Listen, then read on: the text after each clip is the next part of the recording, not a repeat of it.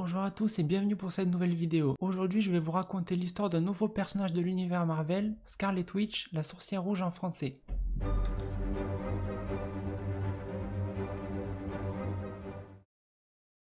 Wanda Maximoff, alias la sorcière rouge, a été créée par Stan Lee et Jack Kirby en 1964. Elle apparaît pour la première fois dans le comics X-Men volume 4 de la même année. Contrairement à ce que vous pourriez penser, elle n'a pas été super-héroïne de suite, car elle était d'abord du côté de Magneto et son frère Vif Argent. La mère de Wanda et Pietro confia ses deux enfants à son frère Django et son épouse. Quelque temps après cela, le village dans lequel vivaient les deux enfants et le couple furent attaqués, et le maître de l'évolution kidnappa les enfants pour effectuer des expériences sur eux, mais peu satisfait du résultat, il confia les enfants à une vache mutée appartenant aux nouveaux hommes. Les enfants furent élevés sur le mont Wundagore où vivait un démon qui altéra les pouvoirs de Wanda et lui donna la capacité de la sorcellerie. Lorsque les pouvoirs de Wanda se révélèrent, une foule de gens allait s'abattre sur elle, mais heureusement elle fut sauvée par Magneto. Mais par la suite ils changeront de camp et rejoindront les Avengers. C'est chez ces derniers qu'elle fera la connaissance de Vision dont elle tomba éperdument amoureuse. Grâce à ses pouvoirs, elle donna naissance à deux enfants, mais je vais m'arrêter là pour la partie comics et je vais maintenant vous parler de Scarlet Witch dans le Marvel Cinematic Universe.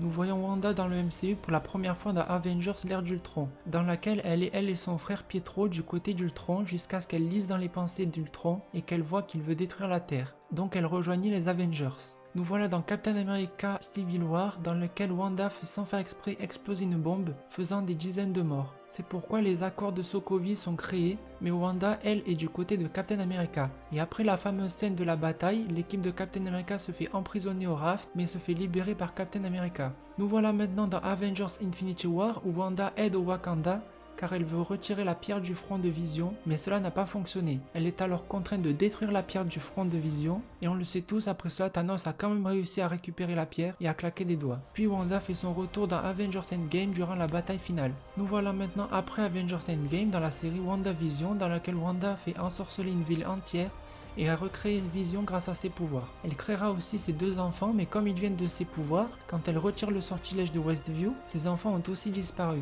A noter qu'elle récupéra le Darkhold, un livre de magie noire qu'elle utilisa dans le prochain film dans lequel elle apparaît, c'est-à-dire Doctor Strange in the Multiverse of Madness. Dans ce film, Wanda est l'antagoniste car elle veut récupérer les pouvoirs de America Chavez pour voyager dans un univers où ses enfants existent bel et bien et où elle n'aura qu'à remplacer une autre Wanda. Mais quand elle arrive à voir ses enfants et qu'ils la repoussent, elle comprend donc tout ce qu'elle a fait pour en arriver là et elle met fin soi-disant à ses jours puisqu'on ne l'a toujours pas revue depuis. Voilà, c'était l'histoire de Wanda Maximoff, la sorcière rouge à travers les comics et les films. Dites-moi en commentaire quel personnage vous aimeriez par la suite et sur ce, moi je vous dis à la prochaine vidéo.